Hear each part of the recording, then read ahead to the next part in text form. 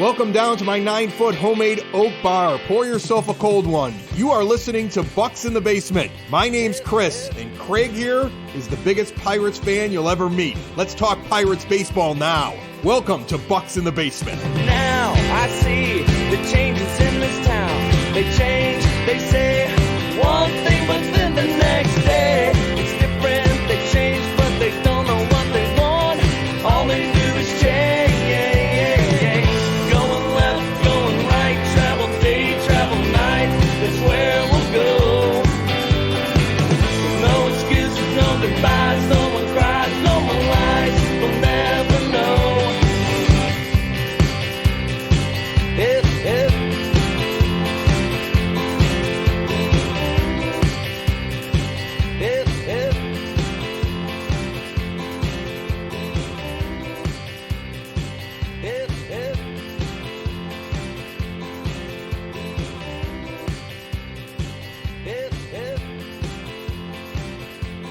All right, guys, the winter meetings are past us. It's getting to the point in the off season where we really start counting down the days until when pitchers and catchers report. But the Pirates, even though they've done some stuff, there are still some holes to fill. But it's a time that I just kind of wanted to sit down and talk to somebody who was thick in the mud. He was deep in the woods or the weeds or whatever it would be during this past week, and just was running around and doing everything he could to get, I guess, to keep track of all the players the Pirates lost in the minor league portion of the Rule 5 draft. Today, at the 9-foot homemade oak bar, we have Alex J. Stumpf. That's at Alex J. Stumpf on Twitter. Pirates beat reporter for DK Pittsburgh Sports. He has his own show, the podcast to be named later. If you're not listening to it on Saturday mornings, you need to be doing yourself a favor in doing that. Alex, how you doing today, brother? I'm doing well. Thanks for having me on. Absolutely, Alex. We had met in person. I think it was like back in January of last year at Mike's Beer Bar. Had some great conversations, and not that I was avoiding having you on. It's just that sometimes Chris and I, we get lost in everything that's going on with the Pirates and maybe complaining too much a little bit. But I'm glad that we can have you on here to talk about, some of the moves the Pirates have made, and some of the big news that's out there. And number one big news on the table right now. Is Vince Velasquez, is he a starter or is he a reliever? I mean, that's what every Pirates fan is talking about right now. There's no other news out there. It's all about Vince and what he's going to be as a Pirate. What do you think, Alex? I mean, we're not going to get a definitive answer until the physical is passed and, he actually puts pen to paper and the contract is official, which as of recording here on Friday or Monday afternoon, it hasn't happened yet. The indication I've been given is that he's going to have a chance to compete for a rotation spot. And look, some of that is expected. A swingman isn't going to sign with a 100-loss team in December to be a swingman or a reliever again if they feel like they can be a starter. And there are some traits, some pitches in there that do scream that he can still be a starter in this league. The report I got is like he's got the stuff. It's the mental side of the game. It's, just making sure he's in the right headspace for everything. So there's maybe some potential there for him to start. Pirates went into this offseason looking for a couple guys who could be in that mix because I don't think any of the real top prospects have that great of a shot of making the opening day roster.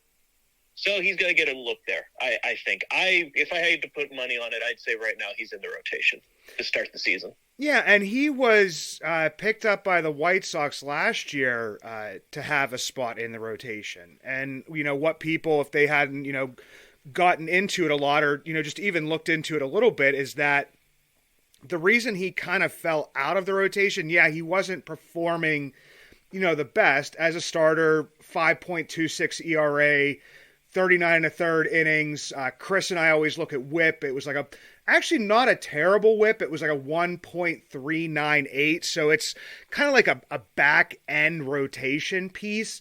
But he did deal with some injuries. I think there was something like a groin going on, and then the dreaded blister on your pitching finger, on a throwing finger.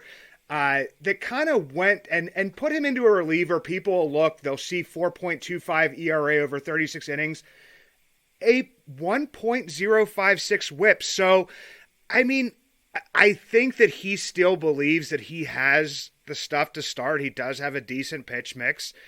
And the other piece is that, like you said, it's that headspace for him.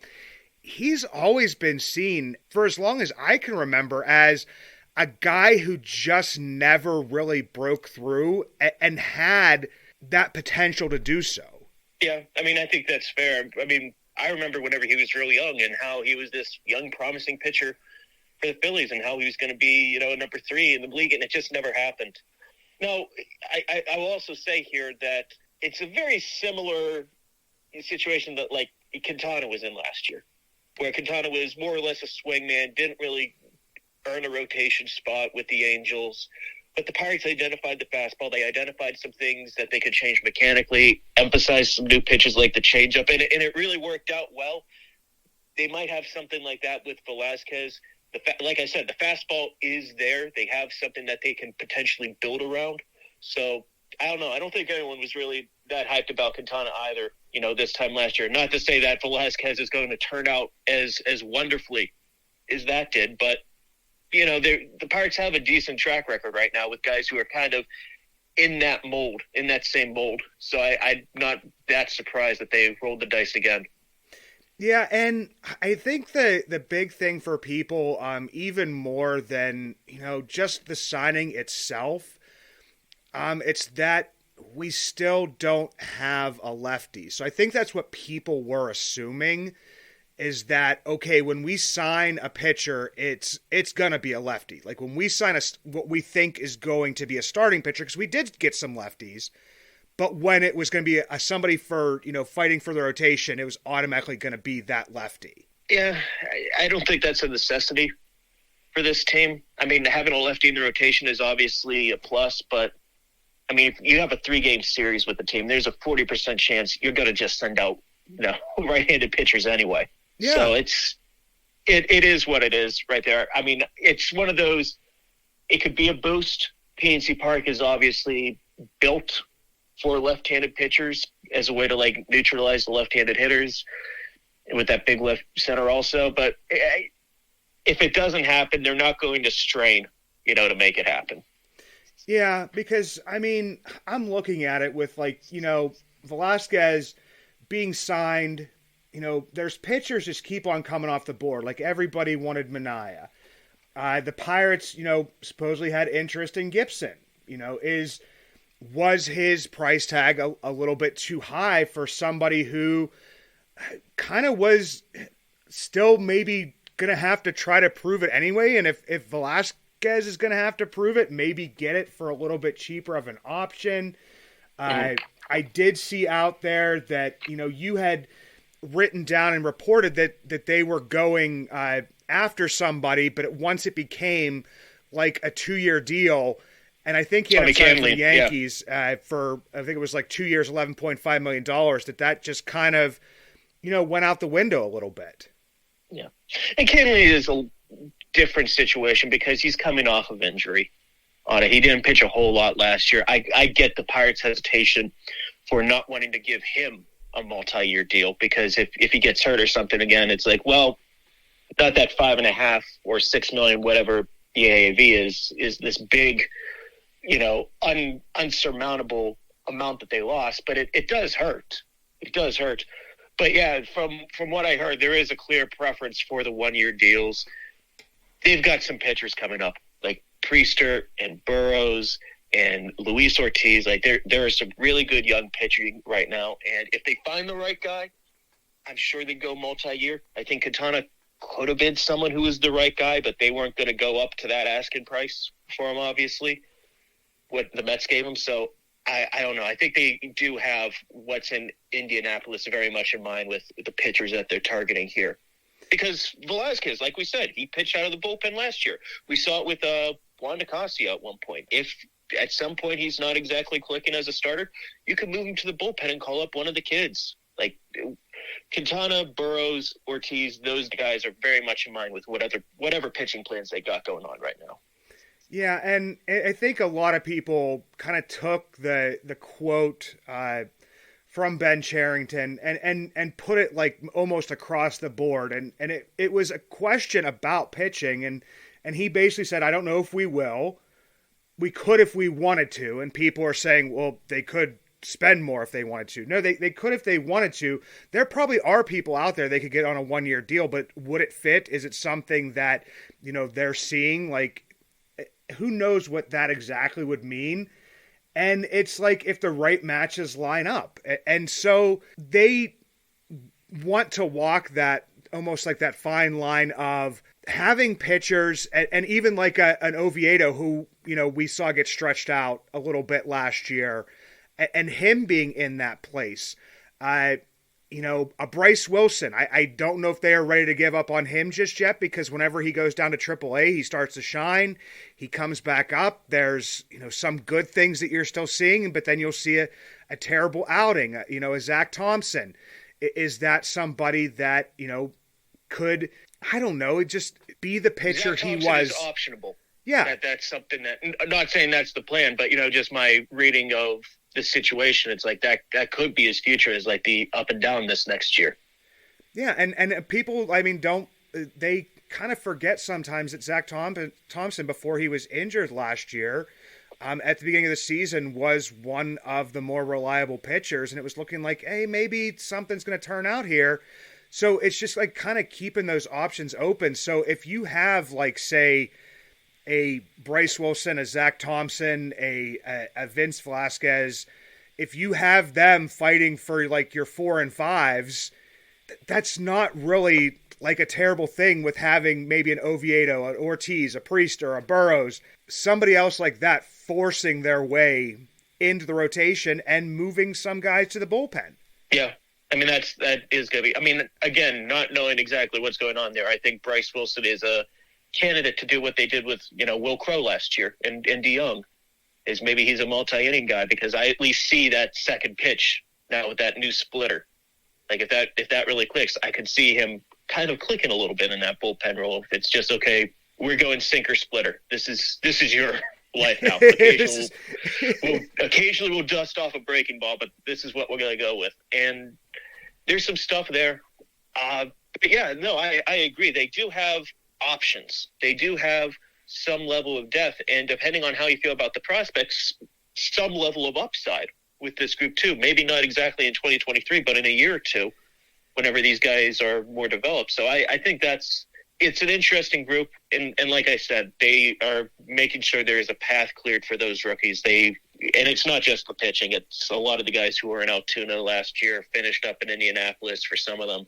Yeah, they are very much in mind of what they're trying to do here in 2023. Yeah, and just even like a player like that I was worried might get picked up in the Rule 5 in a Cody Bolton, who finally pitched, not because of any reason, he didn't do anything wrong. There was not a season, then he got injured, but hadn't pitched and is finally kind of at least built up to the starter swingman / whatever it would be, whatever role he would have on the team.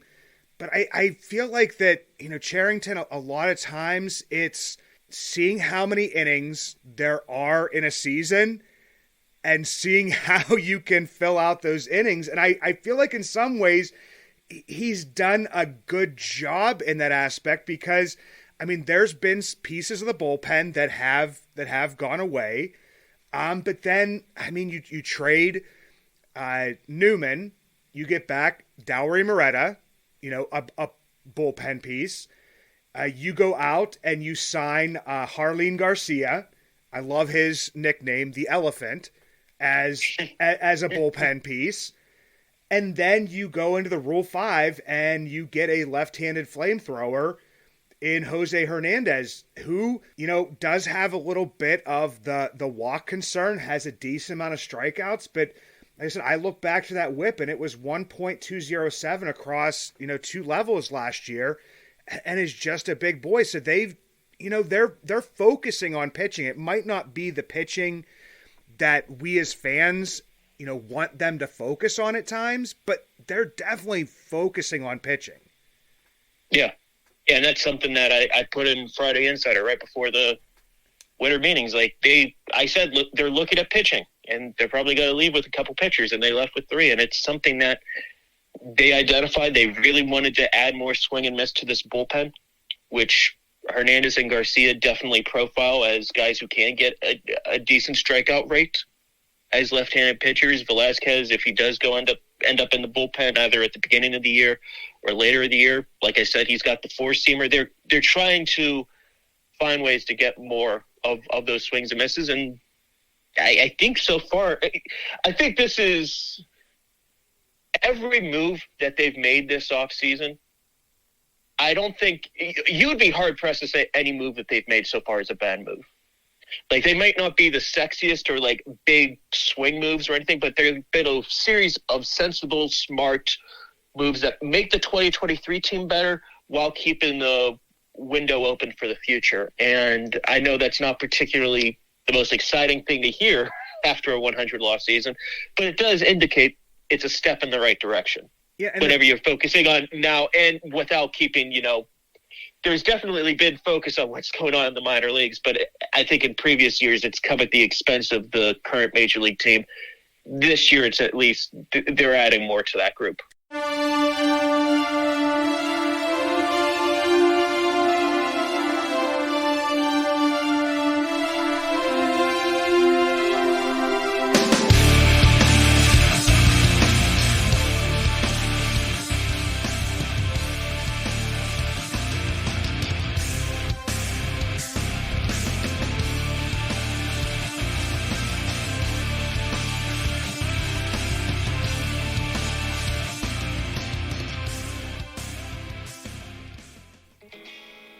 If you ever see me out and about in Pittsburgh, you will always recognize me, and not just because of the white beard, but also because of the Y that is always on top of my head, the hat I always wear.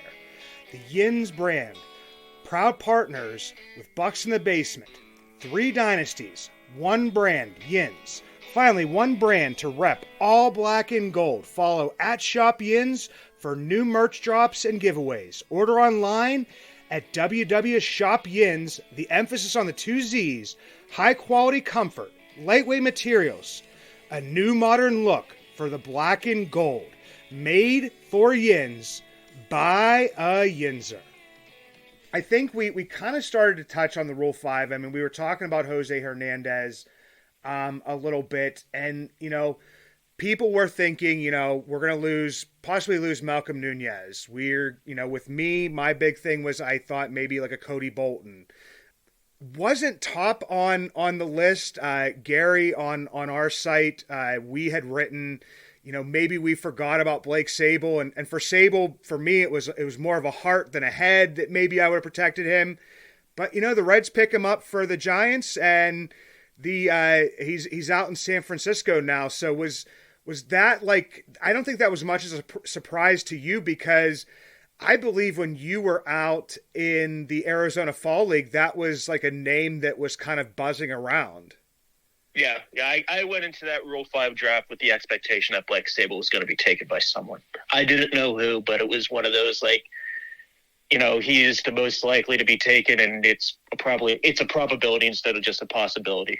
So I came in with that, and look, from my point of view, with the expectation that he was heading out anyway, just losing him was the best case scenario. So Sable, I threw this out there. I can't remember exactly where, but he's a 26th player. He's someone who can catch a little bit. He can go in the outfield a little bit. He's a left-handed pinch hitter. He's a really great clubhouse guy. Guys, love him in general. We're not supposed to root for players, but he's just such a good dude. I hope he clicks, in the major leagues now that he's got this opportunity. But it's not like this monumental loss for the organization. This whole thing wasn't hinging on, Blake Sable, which Rule 5, very rarely does that happen. If you do have those big time prospects, you hang on to them. They hung on to Endy. They hung on to Mike Burrows. Major league portion, though, I do think they got lucky because whether it's a Cody Bolton, whether it's a Tanaj Thomas, whether it's a Malcolm Nunez, there are some guys who I think could be good players at the major league level that they hung on to and they didn't have to give up a roster spot to yet, which is the best of both worlds. It gives you some opportunity to sort through a couple other spots that you have currently, because there is a little bit of a roster crunch going on at the moment. Yeah, and one thing, I mean, you were talking about protecting, so, I mean, everybody would probably, I mean, their mind would obviously go to the conversation Ben Cherington had after the Rule 5 draft was over, both the major and minor league portions, where he said, you know, kind of maybe we didn't think about it enough, or we're going to have to go back and think about that a little bit more, because it came out that they had protected, I believe it was 31 players on that AAA. I call it like the AAA reserve list. I don't know what the technical name is for it. Nobody really knows outside of Major League Baseball and outside of the clubhouse, like kind of who's on it. But they only had 31 players protected. And this is like how much it was a shock to people, is that, you know, my brother-in-law, who is a White Sox fan, texted me immediately after the Rule 5 draft had concluded, and he goes, "Did I read it right that you guys lost 12 players in the Rule 5? And he was talking about minor league and major league, but it still was enough for him to say, I'm going to reach out to Craig and see what's going on here. Yeah, it was a lot. But I will say right here, of those 11 minor league guys, most 9, 10 of them are never going to reach the major leagues again. Like, let's just say what it is. A lot of those guys are just taken to fill a spot on a minor league roster. Maybe they are extreme depth or anything, but they didn't lose any real prospect of note. Like, is anyone really on the Jared Oliva hype train anymore? I mean, I wish I still was, but I'm not. I like Jared. It's like, and I don't mean that as a diss, but it was one of those, like, he's not going to click in the major leagues here. Yeah, and he has no trade value, so okay. Yeah, we're basically on the same page there. I mean, Jared, just a very likable guy and whatever, but you know, I think that people saw his name and was just like, okay, well now all of us gone. And then I mean, people like even like a Trey Magoo, like I love that dude. I do a little prospect blog that, you know, I put out there from time to time, and I was rooting for him, but what a lot of people didn't know is that he was injured for, you know, most of the part of the end of last year. So you don't know like where he's at in his rehab. There's not like a lot of different stuff, like a Joe Jakes, which, no offense to Joe, I always pronounced his name like probably like that he was, you know, French or so. I was like Joe Quest. I went too. I know. That was my big, you know, curtain reveal moment of like, it's Jakes, not Jacques. Yeah, so I had no idea, but I mean, he was injured for the beginning of last year, 27 years old, you know, didn't pitch terribly, but it was somebody that, you know, they maybe saw if they lost him, it wouldn't be the biggest deal. Maybe, you know, sometimes these players get released again, they're signed on minor league. Who knows what'll happen? I mean, everybody, including myself, because I liked Bo Sulser, you know, complained that they didn't give him enough a shot, and then you look and Bo Sulser's back, you know, at times. So you never know what's going to happen. Yeah. And then Bo Sulser goes, was it Japan or Korea? I can't remember which one it was, and good for him, you know, so you never know what's going to happen out of this. But yeah, I mean, I think that there were, you know, some of the people that are completely in tune to the minors. There were some names like, you know, Joe Elvis, Del Rosario, Wilson Ramos, Emmanuel Mejia, who was, you know, the reliever of the year. You hear these names and it's like, well, man, why are they gone? But then you also have to look, okay, at some point in time, the people who were in the Florida Complex League last year and the people that were in Bradenton are going to have to find their way up to Greensboro. The people that are coming from the DSL are going to have to find their way into probably the Florida Complex. There's going to be that movement. And so I think the biggest thing was, do you want to be the one to decide, when these people get cut, or do you want other teams to choose from who you decide not to protect, if that makes sense? Yeah. I mean, let's also, is it January 15th? It's middle of January, 15th or 16th. I can't remember when the new international signing period comes through.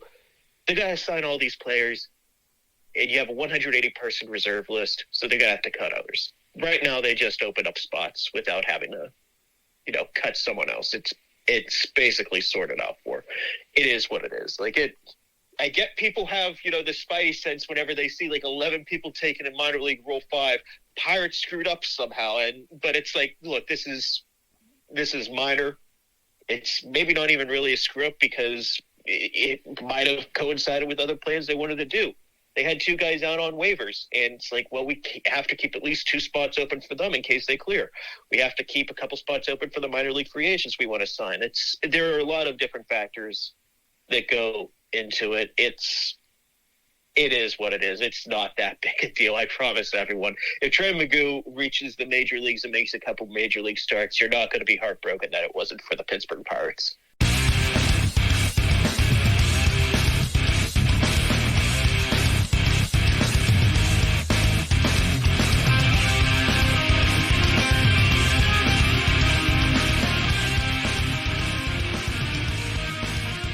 We do have to talk about the elephant in the room, before you jump off here.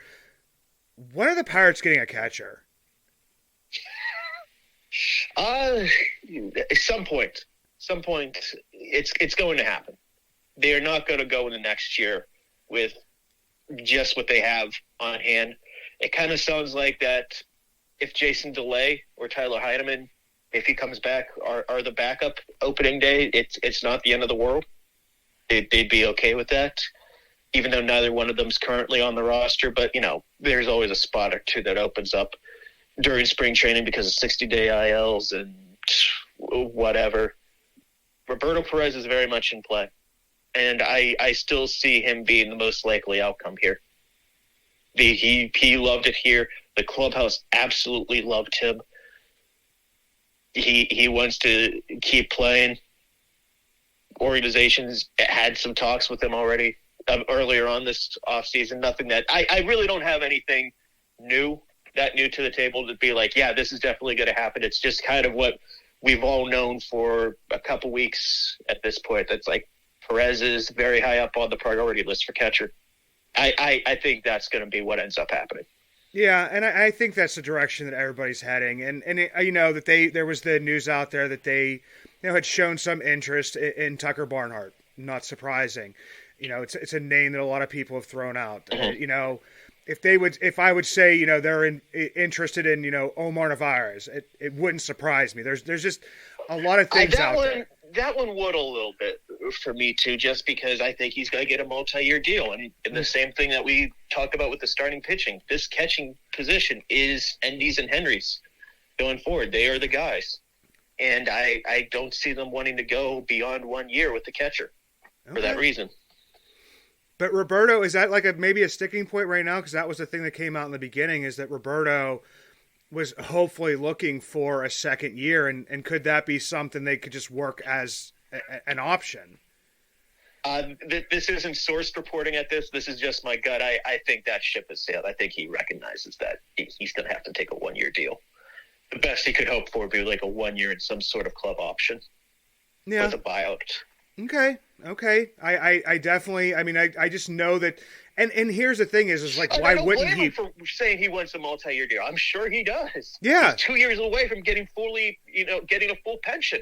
Of course he's going to want a 2 year deal. Yeah. He's not a dumb man. And we know that because he's worked with some of the best pitching staffs. He's a Gold Glove catcher, and he's stuck around the minor leagues for this. The major leagues for this long. So I mean, yeah, who wouldn't want that, that 2-year deal? But one more thing, Alex, you know I have to ask this. When people are talking about market value and respecting market value, do you see a difference between the market value of a person who has team control and the market value of a person who is a free agent? And you know what this is probably in relation to. It's whenever a new contract comes out, everybody says that Reynolds should get the market value, the value of a Nimmo, a value of the Bogarts. You could look at Nimmo, and that's a fair comp, I think, player talent-wise, because Nimmo, whenever he's healthy, has been a 5-WAR player. That's more or less what Bryan has been whenever he's healthy in his career. Both of them have, like, a weird albatross year or two on there that's kind of weighing maybe them down from getting, like, a George Springer type deal. But whenever it comes to a potential Reynolds extension, theoretical Reynolds extension, you also have to keep in mind he's got 2 years of arbitration still remaining. So whatever contract he signs, that's going to bring down the value with it, because he's not going to get fair market value in those years. So that does play a factor into anything. Now you could say, okay, those 2 arbitration years, and then we want the same AAV that Brandon Nimmo got over X amount of years. But whenever you do have team control, it's literally a point in favor of the team whenever it comes into any of those negotiations. It does bring the asking price down. Not to mention, it also guarantees the player X amount of money. If they were to get hurt, whenever they're still in arbitration years, the team could let them go and just absolutely tank their value with it also. So they also don't get fair market value that way. And they also don't get fair market value because of what's going on here. But whenever Nimmo signs a $160 million deal, yeah, that does raises the waters for every center fielder in that situation. Yeah, absolutely. I mean, it raises it. Unfortunately, it raises it, like you said, past the arbitration years. It may raise the average annual value for the free agent years that they would hypothetically or potentially be buying out, but it doesn't really raise those last 2. Unfortunately, I mean, I think that's where people get stuck, is that in these types of discussion, is that it's either you're saying Ryan Reynolds is a good player or isn't a good player. And I don't think that anybody's disagreeing with the fact that Bryan Reynolds is a very good ball player. Oh yeah, he definitely is. And it's fair if he was a free agent. If he was a free agent right now, if he was a free agent in the same age as Brandon Nimmo, I guess I should say, it'd be fair to assume he'd get a very similar deal as what Nimmo just got, if not maybe a little better. Yeah.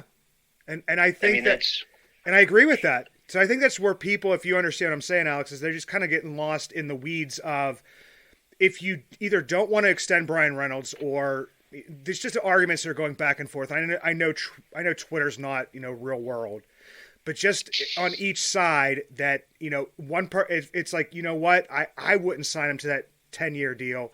Then it's like, well, you hate Bryan Reynolds and he sucks. And it's just like, well, no, I just don't know what, the value would be. And I don't know. And nobody knows exactly what he's asking for anyway. No, I at least don't know what the asking price is. And trust me, that was one of my white whales at the winter meetings.